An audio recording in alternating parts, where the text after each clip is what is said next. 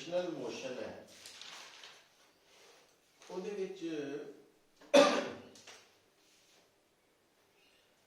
तीन basic terms आनियां torque angular momentum movement of inertia.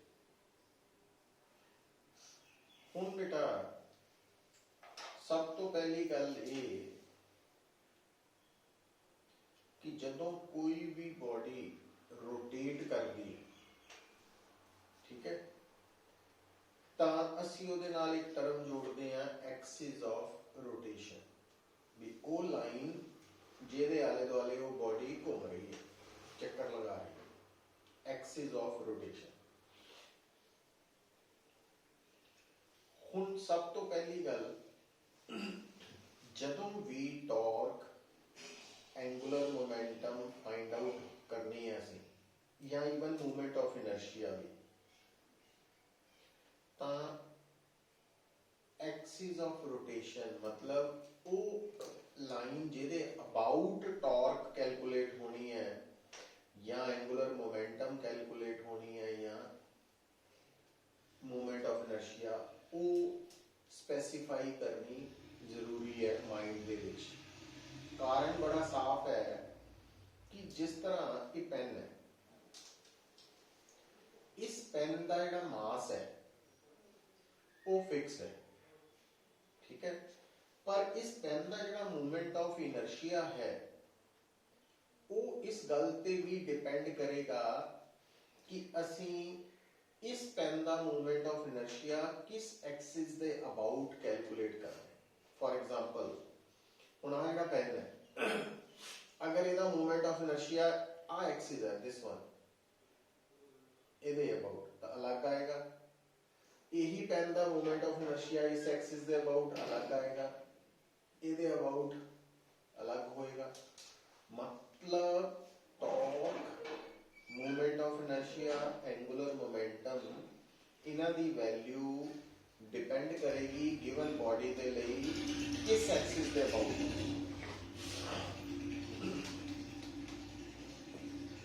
ठीक है। हुण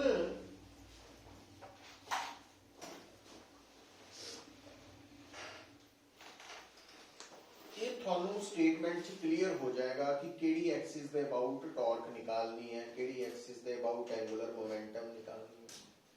अच्छा, पर एक गल बड़ी क्लियर है कि जिस एक्सिस दे अबाउट तुसी टॉर्क कैलकुलेट करनी है ना, उस एक्सिस दे अबाउट जो एंगुलर मोमेंटम है, उस एंगुलर मोमेंटम दा उस टॉर्क दे नाल की रिलेशन है, वो रिलेशन वही है जेड़ा फोर्स दा मोमेंटम नाल है। F is equal to dp/dt, इत्थे बन जांदा वा टॉर्क इज इक्वल टू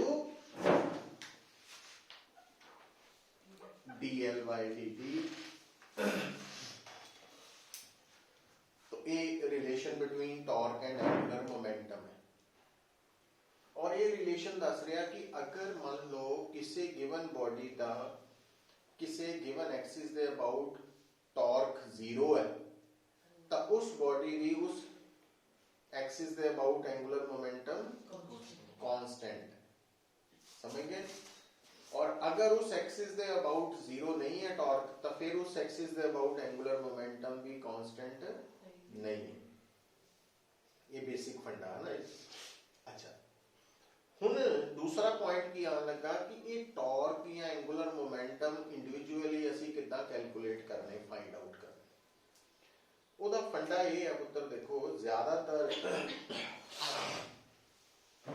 जदों असी torque angular momentum find out करते हैं तो उहदे लई ना असी एक्सिस दी बजाय एक्सिस दे ऊपर एक पॉइंट कंसीडर करते हैं, एक पॉइंट। हुण जिद्दां मान लो आ पेन है,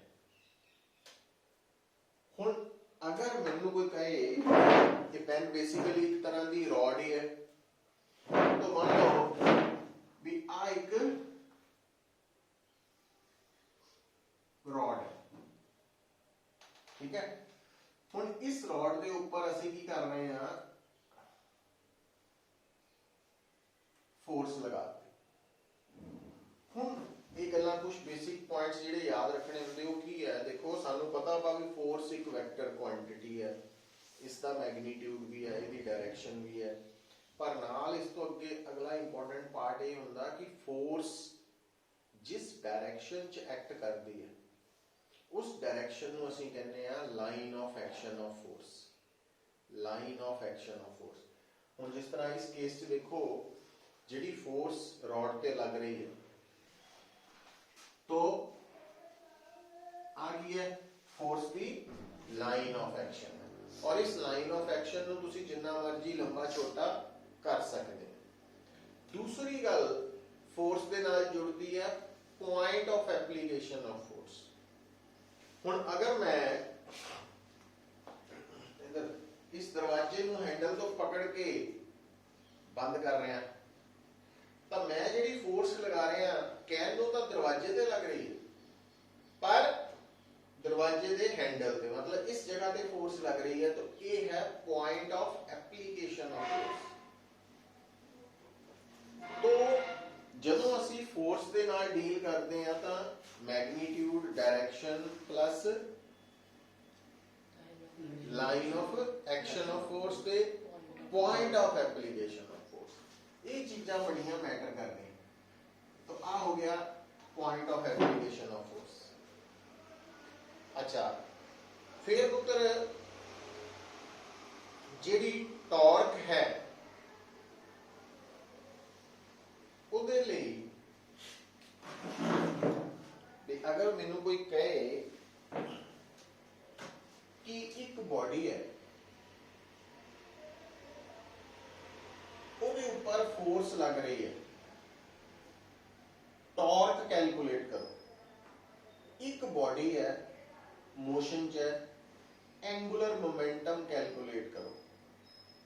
हुण ये जिहड़ी स्टेटमेंट है इहनूं असीं वेग वेग इन द सेंस कि ਇਹਦੇ ਵਿੱਚ जब तक ਤੁਹਾਨੂੰ एक्सिस ऑफ रोटेशन या जिस पॉइंट ਦੇ अबाउट टॉर्क चाहिए है या एंगुलर मोमेंटम वो ना ਦਿੱਤੀ ਹੋਏ ਤਾਂ ਅਸੀਂ जनरल कैलकुलेशन नहीं कर सकते। ਹੁਣ मान लो ਮੈਨੂੰ कोई कहे कि टॉर्क कैलकुलेट करो अबाउट पॉइंट ओ, तो मैं सिंपली की करना, मैं देखना कि मैं तो टॉर्क कैलकुलेट करनी है, मेरा टारगेट ये है, और टॉर्क लिए जिम्मेवार फोर्स या फोर्सेस नोट डाउन कर लेनी है। और टॉर्क कैलकुलेट करने लिए एक फोर्स या एक तो ज्यादा फोर्सेस भी रिस्पॉन्सिबल हो सकती है। इतने एक ही हाले आप एक ना सीख रहे हैं, बाकी इदा ही अप्लाई कर रहे हैं। और किस पॉइंट दे अबाउट टॉर्क निकालनी है वो पॉइंट भी स्पेसिफाई होना जरूरी है। जिदा ओ है, जे मैनू पता लग गया कि मैं एफ फोर्स करके ओ पॉइंट दे अबाउट टॉर्क निकालनी है, मैं एक चीज होर नोट करनी है कि ये मेरी जिहड़ी फोर्स है ਇਹਦਾ पॉइंट ऑफ एप्लीकेशन की। जे मैं ਇਹਦਾ point of application of force लभ ला तो मैं की करना, जिस पॉइंट दे अबाउट टॉर्क कढनी है उस पॉइंट नू ओरिजिन मान के जिथे point of application of force है उत्थे तक का पोजीशन वेक्टर नोट डाउन करना, और इस पोजीशन वेक्टर नू फोर्स नाल क्रॉस प्रोडक्ट तो टॉर्क आ जाएगा। अच्छा, ये टॉर्क जिहड़ी इस फार्मूले तो आनी है वो वेक्टर फॉर्म च आनी है, मतलब मैग्नीट्यूड भी होना टॉर्क का, डायरेक्शन भी होना। जे मैंने कोई कहे कि टॉर्क का मैग्नीट्यूड कितना आएगा, फिर मैं कहना एफ है आर एफ, और थीटा च आर और एफ दे विच बनने वाला एंगल है। हुण आर इस डायरेक्शन च है, एफ इस डायरेक्शन च है, तो आ एंगल ठीक है। और जे मैंने कोई कहे टॉर्क की डायरेक्शन दस दियो, तो क्योंकि टॉर्क वेक्टर पैदा होया दो वेक्टर्स दे क्रॉस प्रोडक्ट तो दो वेक्टर्स दे क्रॉस प्रोडक्ट तो पैदा हुए वेक्टर की डायरेक्शन हमेशा प्लेन दे उस प्लेन दे जिस दो वैक्टर लाई कर रहे हैं परपेंडिकुलर दी राइट हैंड थंब रूल तो पता लग जाना। तो टॉर्क दी डायरेक्शन आर क्रॉस एफ बाहर नूं है इस प्लेन दे परपेंडिकुलर बट आउटवर्ड। और ये जिहड़े वैक्टर्स है ना टॉर्क एंगुलर मोमेंटम जिहड़े रोटेशन नाल जुड़े है इन्हां नूं असीं एक्सियल वैक्टर्स कहते हैं। बाकी जिहड़े वैक्टर्स है position vector displacement vector velocity vector force vector acceleration vector ये सारे पोलर वैक्टर्स है। तो ये थोड़ा ये भी ध्यान रख लेना। हुण जदों मैं आ फार्मूला ला रहा ना ये उदों मेरी ये बेसिक फार्मूला ये इस फार्मूला नूं असीं उदों यूज कर सकते हैं जदों तुहानूं आर एफ ते थीटा तीनों पता हो। अच्छा हुण मान लो कई बार की हुंदा कि जे असीं इस फार्मूला च सानू आर की है जिस पॉइंट के अबाउट टॉर्क कटनी सी उस पॉइंट तो पॉइंट ऑफ एप्लीकेशन की दूरी है आर। अच्छा हुण अगर आप इस डायग्राम को देखिए तो इस डायग्राम के विच पुत्र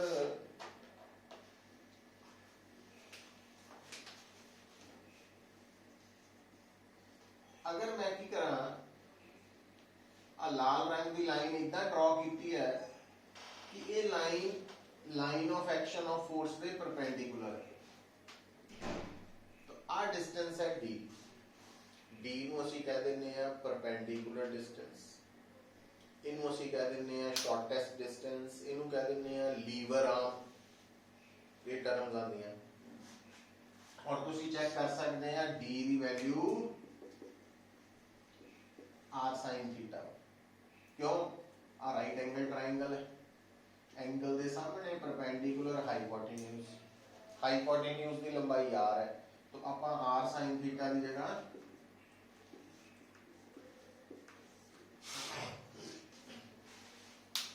तुसीं टॉर्क नूं कैलकुलेट करन दे लई एफ डी फार्मूला भी यूज कर सकते हैं।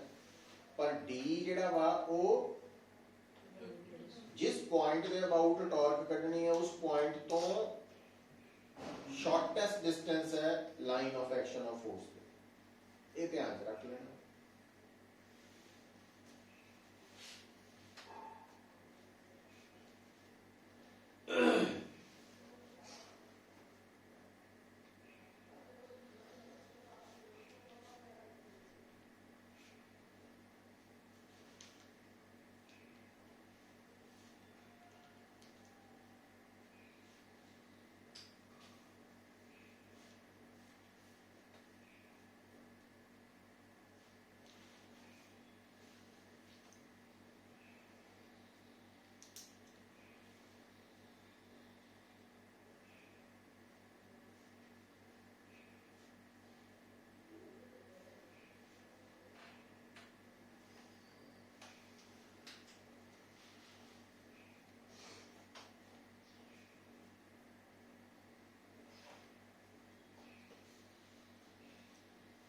ठीक है ये देखो दोबारा आम तौर पर पुत्र असी ना जदों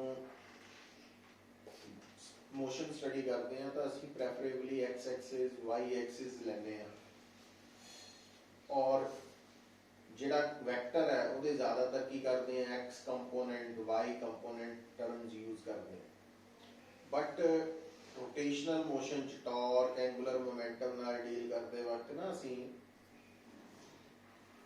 दो नवीं डायरेक्शंस यूज करते हैं। एक होंदी है रेडियल डायरेक्शन और जिदा डायग्राम च जिस डायरेक्शन च तुहाडा आर वेक्टर है वो रेडियल डायरेक्शन होंदी है और उसके परपेंडिकुलर जिहड़ी लाइन है आ टेंजेंशियल और ट्रांसवर्स डायरेक्शन और रेडियल है।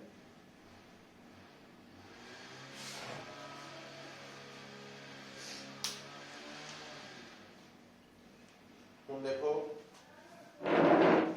ਤੁਹਾਡੀ ਜਿਹੜੀ ਫੋਰਸ ਹੈ ਉਹ ਤੁਸੀਂ ਦੇਖ ਰਹੇ ਆ ਨਾ ਤਾਂ ਪੂਰੀ ਤਰ੍ਹਾਂ ਨਾਲ ਰੇਡੀਅਲ ਹੈ ਨਾ ਪੂਰੀ ਤਰ੍ਹਾਂ ਨਾਲ ਟੈਂਜੈਂਸ਼ੀਅਲ ਹੈ। ਇਹਦਾ ਮਤਲਬ ਇਹਦੇ ਦੋਨੋਂ ਕੰਪੋਨੈਂਟਸ ਹੋਣੇ ਆ f cos ਥੀਟਾ ਰੇਡੀਅਲ ਤੇ f sin ਥੀਟਾ ट्रांसवर्स। तो f sin थीटा टॉर्क वाले फार्मूला च f sin थीटा है, ਇਹਦਾ मतलब टॉर्क ਨੂੰ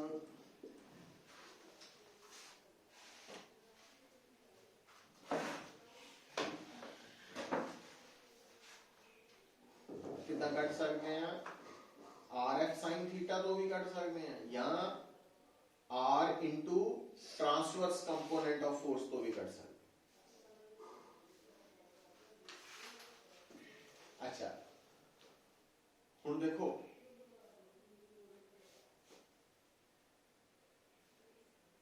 ये गल चंगी तरह समझ लो, टॉर्क दे पैदा होने का कारण फोर्स है,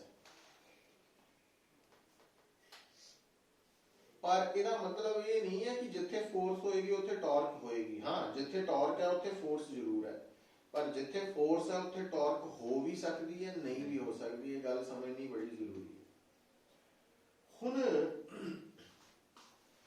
जिद्दां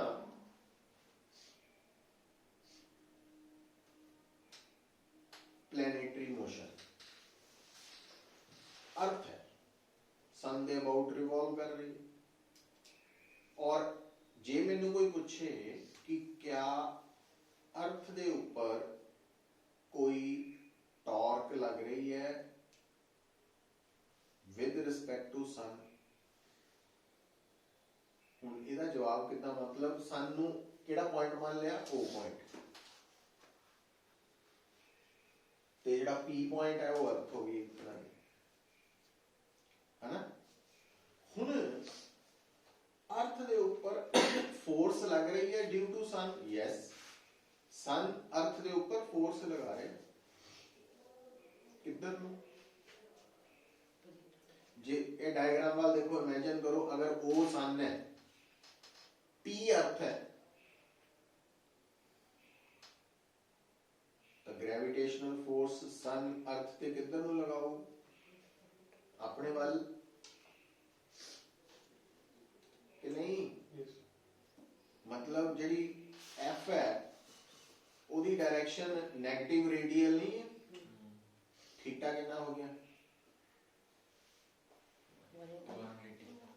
180 डिग्री, ता एफ टी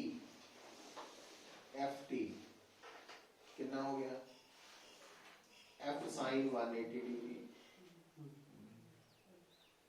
कितना 0, साइन 180 डिग्री 0, मतलब टॉर्क नहीं लगनी।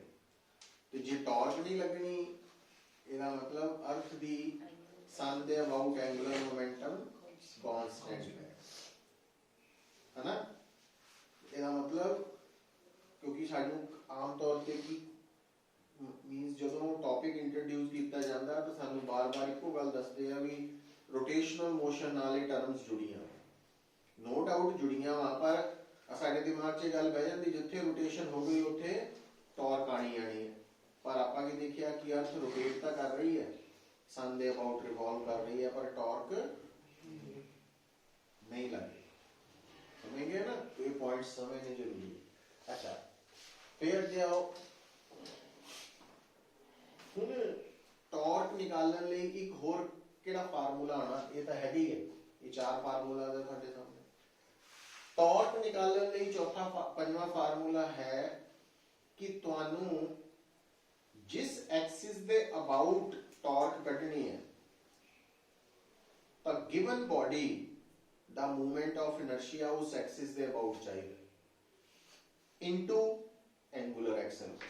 मतलब टॉर्क निकालने का पंजवां फार्मूला है आई अल्फा। आई की है और एक गल ध्यान रखनी है, लेफ्ट साइड ते टॉर्क है, राइट साइड ते मूवमेंट ऑफ इनर्शिया है। तो जेडी एक्सिस दे अबाउट टॉर्क कटनी है उसी एक्सिस दे about movement of inertia use वाला यूज होना वा। तो कोई भी नहीं होना। समझ गया? तो ये आप जो अप्लाई करांगे तो गल समझ आनी। अच्छा,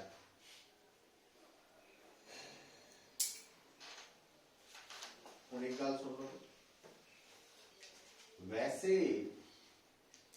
किसी भी बॉडी का जिहड़ा मूवमेंट ऑफ इनर्शिया है वो डिफरेंट फैक्टर्स से डिपेंड करता, बट किसी भी गिवन बॉडी का movement of inertia given axis के अबाउट फिक्स है।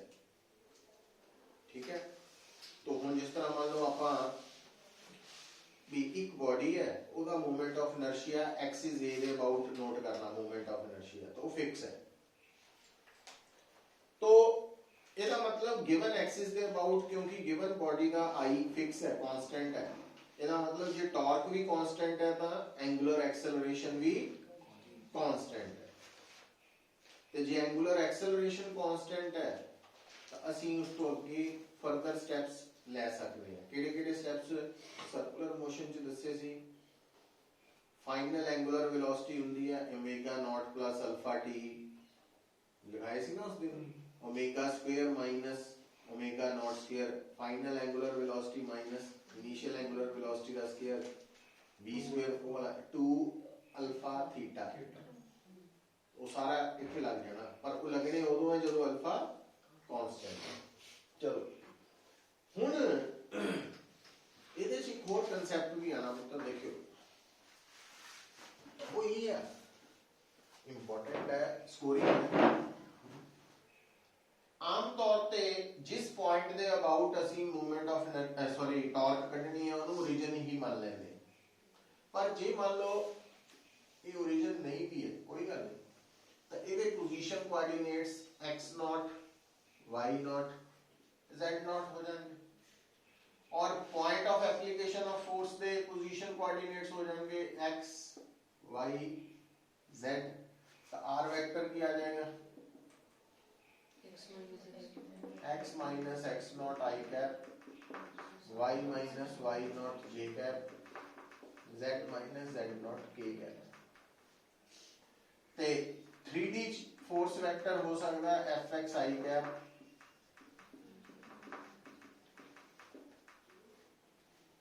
टॉर्क कितना निकल आनी है दोनों दे क्रॉस प्रोडक्ट तो है। ठीक है? और अगर ओरिजिन है फिर x not y not z not 0 0 हो गए। ठीक है? तो वो अकॉर्डिंग ही चल जाना। अच्छा, हुण इस तो बाद अगली गल दसन लगा मैं जी कि हुण जी मैं गल दसनी है वो ये है पुत्र, देखो कि आ वाले स्टेप्स तो बाद आ स्टेप्स आंदे है ना, पर अगर आ तीनों 0 हो जाए ओरिजिन है, तो फिर आर की बन जाना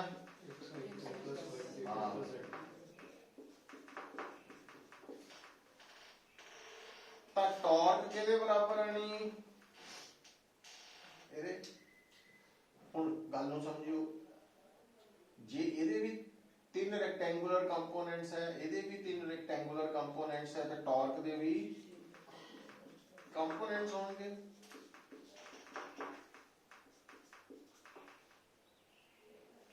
तो x कंपोनेंट कितना कटना, y कितना कटना, z कितना कटना। वैसे तो वो डिटरमिनेंट वाली फॉर्म लिख के सॉल्व हो जाता, जिहड़ा i कैप दे नाल वाला पोर्शन है वो टाउ x है, जिहड़ा j कैप दे नाल वाला वो टाउ y है ना। पर जे आप टाइम सेव करना चाहते हैं तो पहला तो आना चाहिए, फिर टाइम सेव ता दूसरी ऑप्शन आनी। तो असी इथों डायरेक्ट भी ये कर सकते हैं किदा। हुण देखो पुत्र आ है x y z minus z y, आ है y z x z x y, लो सीधा भी लिख सकते हैं, इधर याद करके ऑर्डर। हुण नोट कर लो।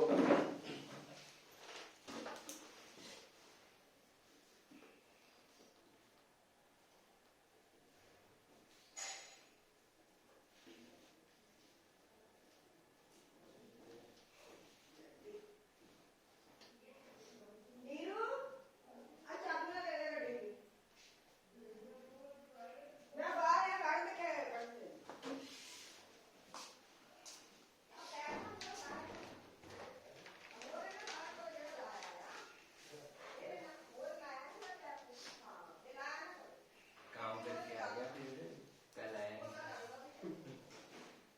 कल ओवर शिफ्ट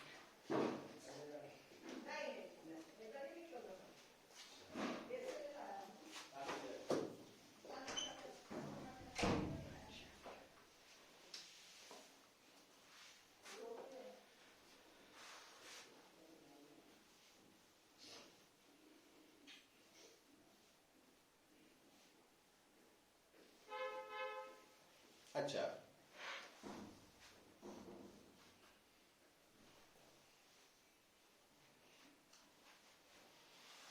हुण बेटा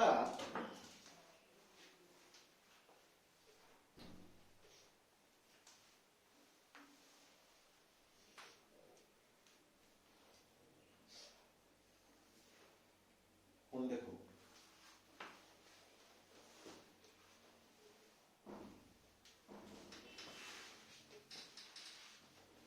हुण तुहाडे सामने एंगुलर मोमेंटम कैलकुलेट करनी आ जाए, तां की करना, फर्क बस इन्ना वा, टॉर्क दे केस च फोर्स ने रोल प्ले करना ते एंगुलर मोमेंटम दे केस च मोमेंटम ने। ठीक है, तो जिस तरह इथे पी की है, इस डायग्राम च पी की है, हाँ भाई फोर्स किथे लग रही है उस वक्त, किथे लगा रहे, तां एंगुलर मोमेंटम दे केस च जिहड़ा कैपिटल पी है वो हो जाना position of instantaneous position of moving particle. ये जिहड़ा पार्टिकल मोशन च है ਉਹਦੀ मोमेंटम हो सकती है ना एम वी। इस करके दिमाग च समझा लो, इसे डायग्राम च सब समझ आए ना कि पी की है मूविंग पार्टिकल दी इंस्टेंटेनियस पोजीशन, उस वक्त दी पोजीशन है पी। और जिदा आप इत्थे एफ दी डायरेक्शन शो की है, line of action of force, तां उत्थे की आ जानी है momentum the direction, line of motion, line of motion. मतलब इस पूरी डायग्राम दे विच अगर असी एफ नू हटा के P small P momentum P vector लिख देंगे तां टॉर्क दी जगह एंगुलर मोमेंटम आ जानी है। मतलब अगर असी इत्थे पी वैक्टर कर देने आ तां आ टॉर्क नहीं आनी, फिर की आ जाना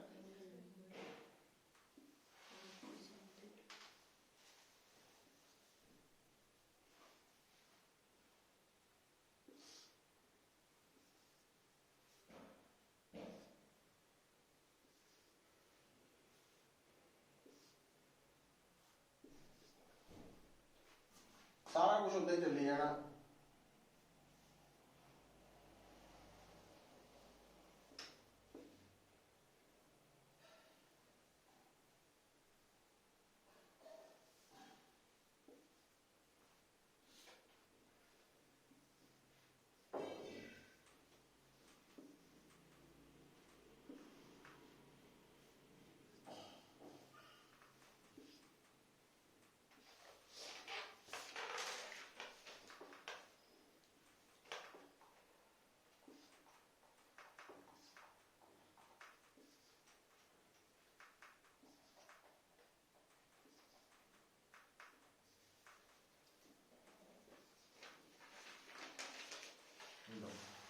अच्छा, और अगली मजेदार गल यह है कि जिथे पी नू आपां इदां भी लिख सकते, px mvx, py mvy, pz velocity ਦਾ x y z component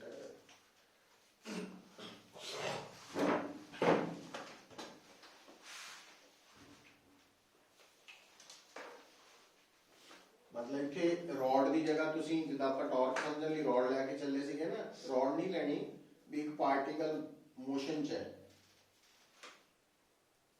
ਔਰ ਉਹ ਕਿੱਥੋਂ ਲੰਘ ਰਿਹਾ, P ਪੁਆਇੰਟ ਤੋਂ ਲੰਘ ਰਿਹਾ, ਕੈਪੀਟਲ P ਪੁਆਇੰਟ ਤੋਂ, ਔਰ ਉਹਦੀ ਅਸੀਂ ਐਂਗੂਲਰ ਮੋਮੈਂਟਮ ਨਿਕਾਲਣੀ ਹੈ ਕਿਹੜੇ ਪੁਆਇੰਟ ਦੇ ਅਬਾਊਟ, O ਪੁਆਇੰਟ ਦੇ ਅਬਾਊਟ। ਤਾਂ ਉਹਦੇ ਲਈ ਤੁਹਾਡੇ ਕੋਲ ਇਹ ਡਿਫਰੈਂਟ ਫਾਰਮੂਲਾਸ ਬਣ ਗਏ।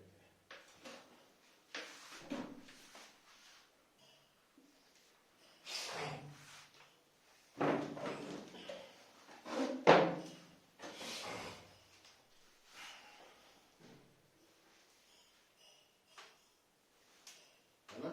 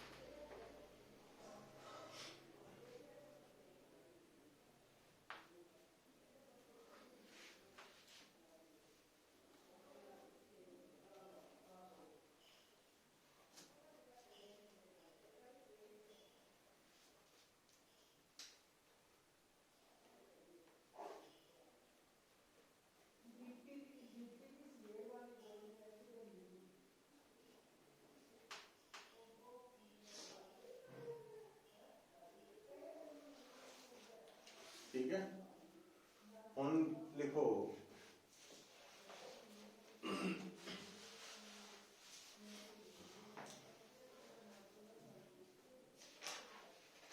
देखो पुत्र,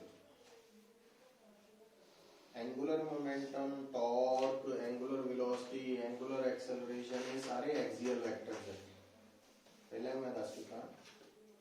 दूसरी गल, चेंज इन एंगुलर मोमेंटम कितना निकलना, फाइनल एंगुलर मोमेंटम माइनस, और ये कोई नॉर्मल सब्ट्रैक्शन नहीं है, वेक्टर सब्ट्रैक्शन, ठीक है। पर हुण आ जाओ सोचिए, लॉज ऑफ मोशन च ना तुसी एक टॉपिक पढ़िया सी इंपल्स, इंपल्स नू कड्ढण दा तरीका की सी, फोर्स इनटू टाइम भी सी, है ना, चेंज इन मोमेंटम भी सी, ठीक है। तो जिद्दां इंपल्स है फोर्स इनटू टाइम ते चेंज इन मोमेंटम, उदा ही एक नवी टर्म है एंगुलर इंपल्स। एंगुलर इंपल्स है फोर्स दी जगह टॉर्क इनटू टाइम, तो यहाँ आ जाएगी चेंज इन एंगुलर मोमेंटम, तो एंगुलर इंपल्स है ना, तो angular impulse is equal to torque into time या फिर change in angular momentum.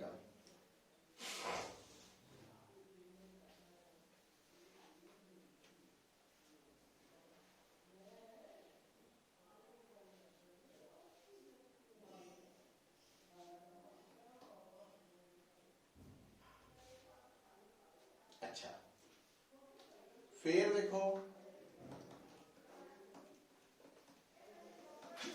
Work done की हुंदा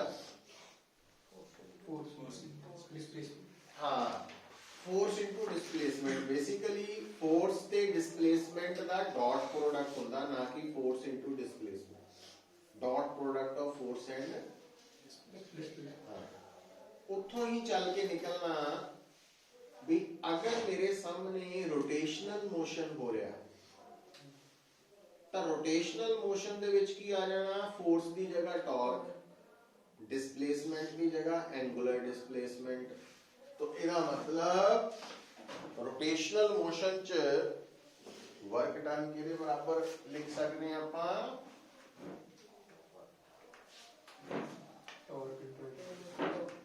हाँ, तो स्मॉल वर्क डन होना टॉर्क ते एंगुलर डिस्प्लेसमेंट का dot product, total work done आना इनू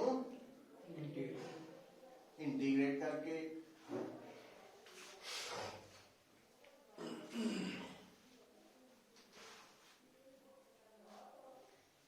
ठीक है, बिल्कुल पैरेलल टर्म्स ओरिजिन। अच्छा, अगर थोड़े सामने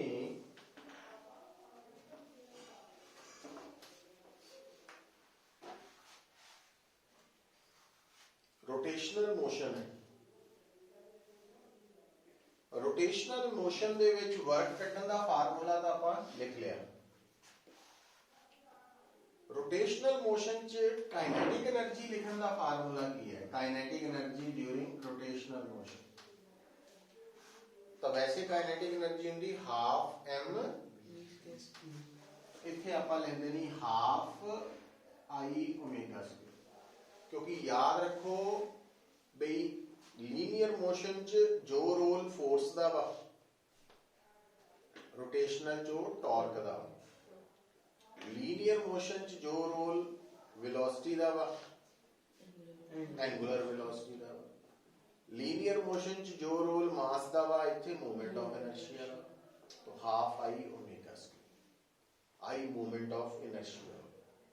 अच्छा, हुन रोटेशनल मोशन च भी बेटा असी लगा सकते हैं work done, work energy theorem, ध्यान रखना, work is equal to change in kinetic energy.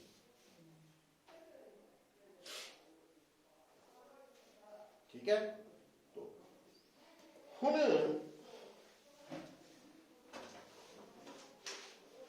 जदों तुसी पावर की गल करते हैं तो जिहड़ी पावर सी ना, रेट ऑफ डूइंग वर्क, वो लीनियर मोशन च फोर्स ते वेलोसिटी दे प्रोडक्ट दे बराबर भी सी, याद है, फोर्स इनटू वेलोसिटी। तो फिर इत्थे की बन जू रोटेशन च टॉर्क इनटू, हाँ तो लिख लो पावर एक्चुअली वो dot product is F dot V, ये बन जू torque tau dot omega vector. ये पैरेलल टर्म्स है जिहड़ियां कि याद रखनियां ना, इदा सौखा रहेगा साडे लिए। अच्छा, हुण पुत्तर एक गल याद रखनी, देखो जदों असी रोटेशनल मोशन नू स्टडी करना ना, तो जिस बॉडी दे रोटेशनल मोशन नू स्टडी करना असी, वो बॉडी रिजिड बॉडी है। रिजिड बॉडी का मतलब भी वो जिहड़ी बॉडी है ਉਹਦੇ ਤੇ जिन्नी मर्जी फोर्स लग जाए, ਉਹਦੀ ਜਿਹੜੀ शेप है, साइज है, वो इंटैक्ट रहना, मतलब जो है उदा का ही रहना, उस कोई भी बदलाव नहीं आना, वो है रिजिड बॉडी। रिजिड बॉडी की खासियत सानू की लभेगी, ये गल याद रखनी बड़ी जरूरी है। जदों कोई रिजिड बॉडी रोटेट करती है, तो अगर थानू कोई कहे कि रिजिड बॉडी की एंगुलर वेलोसिटी है ओमेगा, तो रिजिड बॉडी जिहड़ी रोटेट कर रही है उहदे हर पार्टिकल की भी एंगुलर वेलोसिटी ओमेगा ही है, वो जिथे मर्जी होए पार्टिकल। अगर थानू कोई कहे कि रिजिड बॉडी की एंगुलर एक्सेलरेशन है अल्फा, तो उस वक्त उस रिजिड बॉडी के हर पार्टिकल की भी एंगुलर एक्सेलरेशन अल्फा ही होगी। तो जे रिजिड बॉडी की एंगुलर डिस्प्लेसमेंट है थीटा, तो उहदे हर पार्टिकल की भी एंगुलर डिस्प्लेसमेंट थीटा ही होगी। अच्छा, अगला फायदा की है, रिजिड बॉडी ने जदों भी रोटेट करना, तो रिजिड बॉडी के हर पार्टिकल ने सर्कुलर पाथ फॉलो करना, और रिजिड बॉडी के हर पार्टिकल के सर्कुलर पाथ का सेंटर जिथे होना, जिथे axis of rotation of rigid body है, और हर पार्टिकल के सर्कुलर पाथ के सर्कल का रेडियस कितना होना, जिन्ना उस पार्टिकल का एक्सिस ऑफ रोटेशन तो परपेंडिकुलर डिस्टेंस है। जदों ये गल्लां याद आ गई मैनू, तो इसका मतलब जदों भी रिजिड बॉडी ने रोटेट करना ना, रिजिड बॉडी ने रोटेट करना, तो उहदे किसी भी पार्टिकल की लीनियर वेलोसिटी की होनी है आर ओमेगा। आर की है उस पार्टिकल दे सर्कल का रेडियस आर है, ते ओमेगा की है वो तो सारे लई सेम ही, ओमेगा सब लिए सेम है, बट वी सारे लिए सेम नहीं होनी। क्यों नहीं होनी? क्योंकि आर सारे लिए, और जेडे पार्टिकल एक्सिस ऑफ रोटेशन के ऊपर है उन्हां दी आर जीरो होना, तो उन्हां दी लीनियर वेलोसिटी जीरो होनी। जदों रिजिड बॉडी ने रोटेट करना, तो हर पार्टिकल दी ओमेगा सेम है, बट वी नहीं सेम, वी आर ओमेगा के बराबर है, और वी की डायरेक्शन किधर नूं लैनी है, along the tangent to the circular path, circular path दे अलोंग द टेंजेंट लैनी। अच्छा, इदां ही जे असीं गल करिए एक्सेलरेशन दी, जदों रिजिड बॉडी ने रोटेट करना, तो हर पार्टिकल दी एंगुलर एक्सेलरेशन का अल्फा ही होनी है, पर एक्सेलरेशन कितनी होनी है, आर अल्फा। पर ये जी आर अल्फा एक्सेलरेशन होंदी है, ये बेसिकली की होंदी है, टेंजेंशियल एक्सेलरेशन। ठीक है, टेंजेंशियल एक्सेलरेशन होनी आर अल्फा, जबकि सेंट्रीपिटल एक्सेलरेशन होनी वी स्क्वायर बाय आर या ओमेगा स्क्वायर आर। ये गल्लां याद रखनियां पैणियां तुहानूं, मीनस ये पढ़ते वक्त ये गल्लां याद रखांगे तो काम बड़ा ईजी है। फिर जदों असीं हुण गल करन लगे हां मूवमेंट ऑफ इनर्शिया,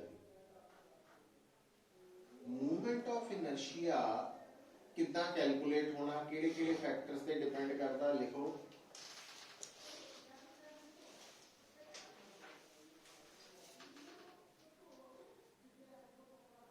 देखो पुत्र, एक गल नूं ध्यान च रखियो, movement of inertia rotational motion च सेम रोल प्ले करता जो रोल मास ट्रांसलेशनल मोशन च प्ले करता। ठीक है, पर दोनों च फर्क ये है कि जिथे गिवन बॉडी का मास फिक्स्ड है, ਉੱਥੇ ਗਿਵਨ ਬੋਡੀ ਦਾ movement of inertia different axis ਦੇ ਅਬਾਊਟ ਡਿਫਰੈਂਟ। ਹੁਣ ਆ ਦੇਖਿਓ ਆ ਗੱਲ ਹੁਣ ਜਿੱਦਾਂ ਪੈਨੀ ਹੈ, ਠੀਕ ਹੈ। ਹੁਣ ਇਸ ਪੈਨ ਦਾ ਮੂਵਮੈਂਟ ਆਫ ਇਨਰਸ਼ੀਆ ਕਿੰਨਾ ਵਾ? ਹੁਣ ਇਸ ਗੱਲ ਦਾ ਜਵਾਬ ਤੁਹਾਨੂੰ ਮੈਂ ਸ਼ੁਰੂ ਚ ਹੀ ਦਿੱਤਾ। Movement of ਇਨਰਸ਼ੀਆ, torque, angular momentum, ਇਹਨੂੰ ਕੱਢਣ ਤੋਂ ਪਹਿਲਾਂ ਕਲੈਰਿਟੀ ਹੋਣੀ ਚਾਹੀਦੀ ਹੈ ਐਕਸਿਸ ਆਫ ਰੋਟੇਸ਼ਨ ਕਿਹੜੀ ਹੈ। ਹੁਣ ਅਗਰ ਆ ਜਿਹੜਾ ਪੈਨ ਹੈ ਇਹਦਾ ਮੂਵਮੈਂਟ ਆਫ ਇਨਰਸ਼ੀਆ ਇਸ ਐਕਸਿਸ ਦੇ ਅਬਾਊਟ ਹੈ, ਉਹ ਅਲੱਗ ਹੈ। ਅਗਰ ਇਸ ਐਕਸਿਸ ਦੇ ਅਬਾਊਟ ਹੈ, ਅਲੱਗ ਹੈ। ਇਹਦਾ ਮਤਲਬ ਮਾਸ ਸੇਮ ਹੀ ਹੈਗਾ, ਪਰ ਮੂਵਮੈਂਟ ਆਫ ਇਨਰਸ਼ੀਆ ਇੱਕ ਤਾਂ ਡਿਪੈਂਡ ਕਰਦਾ choice of Axis of rotation, ਕਿਹੜੀ ਐਕਸਿਸ। ਦੂਸਰੀ ਗੱਲ ਹੁਣ ਆ ਦੇਖਿਓ, ਇਹ ਪੈਨ ਆਪਾਂ ਮੋٹے ਮੋٹے ਤੌਰ ਤੇ ਕਹਿ ਸਕਦੇ ਆ ਕੈਪ ਔਰ ਆ ਪੋਰਸ਼ਨ ਦਾ ਬਣਿਆ, ਇਦਾਂ ਕਹਿ ਸਕਦੇ, ਇਦਾਂ ਜੁੜਿਆ, ਠੀਕ ਹੈ। ਪੈਨ ਉਹੀ ਹੈ, ਪਰ ਜੇ ਮੈਂ ਇਹਦੇ ਇੱਕ ਹਿੱਸੇ ਨੂੰ ਇੱਥੇ ਲਾ ਦਾਂ है ना, तो मूवमेंट ऑफ इनर्शिया बदल जाता। मतलब आ जी एक्सिस है तो जे कैप इत्थे लगा सी, तो जे एक्सिस वही रखी, एक्सिस नहीं बदली बट मास डिस्ट्रीब्यूशन बदलती था। तो मास डिस्ट्रीब्यूशन पे भी डिपेंड करता मूवमेंट ऑफ इनर्शिया, और टोटल मास ते तो करता ही है कि जे बॉडी का टोटल मास बढ़ेगा तो मूवमेंट ऑफ इनर्शिया बढ़ जाना। तो कहने का मतलब ये कि जो मूवमेंट ऑफ इनर्शिया है किहड़े-किहड़े फैक्टर्स ते डिपेंड करता सानू पता होने चाहिए। पर अगली गल देखो, जदों ना असीं टर्म यूज करते हैं body, body means collection of particles. हुण जिन्हां पार्टिकल्स ने मिलके तुहाडी बॉडी बनाई है, वो पार्टिकल्स अगर एक दूसरे तो वेल सेपरेटेड है, मतलब एक पार्टिकल और दूसरा पार्टिकल अलग अलग है, दोनों च गैप काफी ज्यादा वा, उन्होंने साइज के मुकाबले अलग नजर आ रहे हैं, तो उस सिस्टम को असीं कहने आ डिस्क्रीट सिस्टम।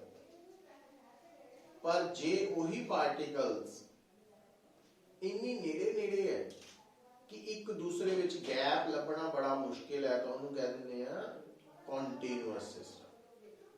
हुण आ पेन कॉन्टीन्यूअस मन्निया जाएगा, ये कॉन्टीन्यूअस सिस्टम मन्निया जाएगा।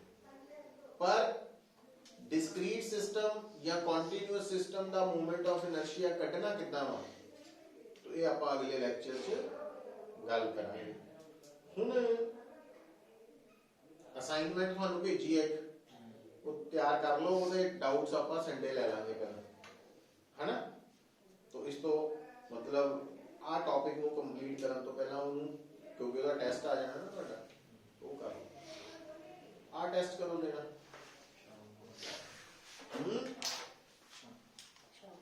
शामी दोगे तो शामी